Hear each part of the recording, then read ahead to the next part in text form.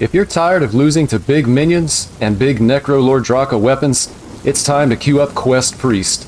But not because we can kill our opponents with a Purified Shard.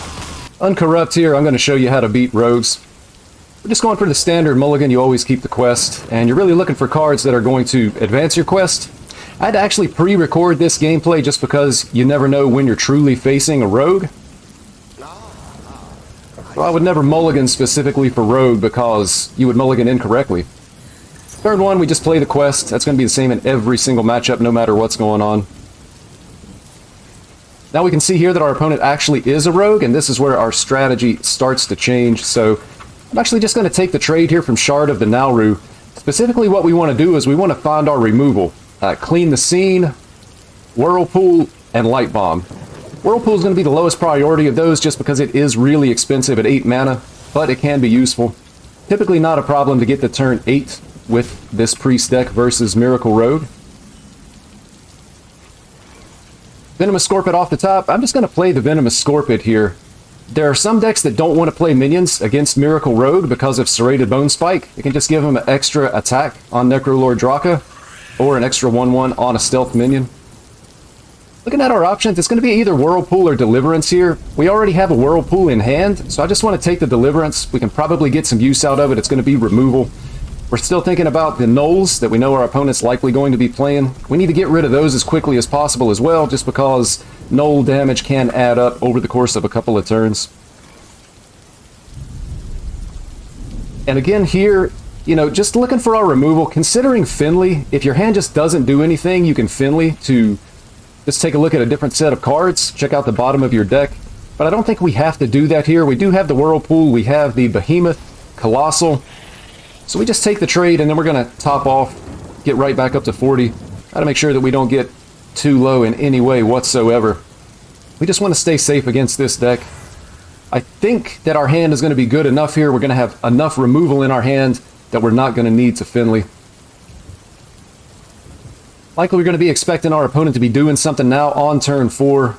We know that they've already drawn some minions. We see the Gnoll coming down. And here's the Serrated Bone Spike. So again, that's going to be an extra attack on a Necro Lord Draka Blade or an extra 1/1 on a Sinstone minion. But again, I don't think it matters for Quest Priest. We have enough removal, enough health, and enough healing that we're just not worried about that.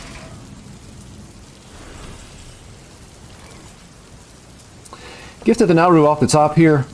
Could draw cards, but we can actually just Condemn and Deliverance, and we'll be able to clear the entire board. Definitely want to clear the Necro Lord Draka. We don't want our opponent to be able to Shadow Step it and create another big weapon. That could potentially be a way that we could lose this matchup.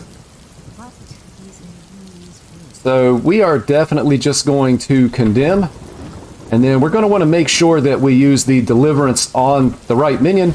We'll be able to get the Honor Kill on the Gnoll, and then that's going to give us a 3/3 rush. We'll be able to clear this Draka off the board again. I think it's pretty important to make sure your opponent doesn't have the opportunity to Shadow Step Draka, especially when they still have this many cards in hand. We don't want to have to face down that many weapon charges of a 5, 6, 7 attack weapon. Our opponent coming out with the Edwin here, so Edwin could be a bit challenging for us in this spot, just because we don't have removal for it. But we can see our opponent's going to Shadow Step the Edwin, so we know we're going to have to deal with a big Edwin likely next turn. So our opponent really just not doing a lot here but drawing cards. Whirlpool off the top. Just going to play the Gift. Again, we're looking for removal. Rob is actually a premium top deck in this situation, so we're going to see what we can find. Again, just thinking about removing the Edwin. The Light It Burns will take care of the big Edwin, but ultimately Light Bomb is going to be the better choice here. It'll deal with Edwins, and then with our opponent able to draw so many cards from a 1-mana Edwin because it was Shadow Stepped, we'd likely expect a Sinstone Graveyard to come down. Light Bomb lets us deal with the Edwin, and it's going to allow us to deal with a Sinstone Graveyard minion if that's what our opponent is able to do here. Swinging face for the last time, no more 7 attack weapons, so we don't have to worry about that damage coming through. And we're still reasonably healthy at 18. We do see the Sinstone Graveyard coming down. Our opponent's still drawing and playing cards, so we know they're going to have a big Edwin and they're going to have a really big stealth minion from the graveyard. But with the Light Bomb in hand, it just doesn't matter. We're going to be able to clear up anything our opponent does. We're actually just hoping, oh, a second graveyard. We're actually just hoping that they play as many cards as they can. We want them going in as much as possible because we already have the answer in hand. Pretty straightforward here. We're just going to light bomb. This is going to clear up everything except the null, but we're not really worried about a 3-attack null at this point. What I'm thinking about now is how much reach does our opponent have? They still have 2 Wicked Stabs available to them. They're also going to have an additional Tooth of Nefarian. Sinister Strike also something that we could think about against this deck. So trying to decide, do we want a Desperate Prayer here? And the answer is yes. We just want to get as healthy as possible. I was holding the Desperate Prayer earlier in this game because a top deck Zarella, you could potentially clear up Knolls or a Maestra, small minions on the board. But we don't need to worry about that anymore. 2 Whirlpools in hand going into turn 8. We just want to stay healthy and make sure that we don't actually set up lethal for our opponent by not playing the healing that we have access to in our hand.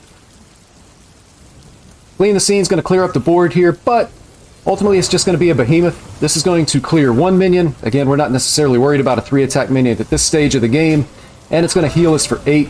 This brings us back up to 31. They're going to have to deal with the Behemoth, and they're really starting to run out of ways to do that. We know we can handle their next graveyard minions with the Whirlpool that we have in hand.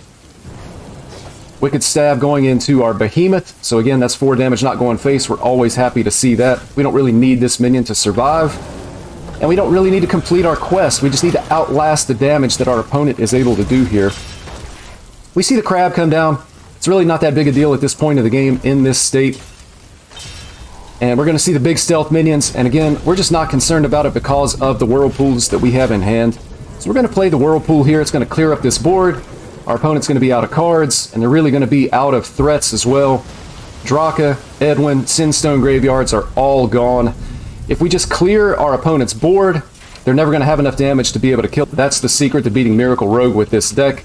If you're interested in more content from me, feel free to check out this hand-selected video just for you.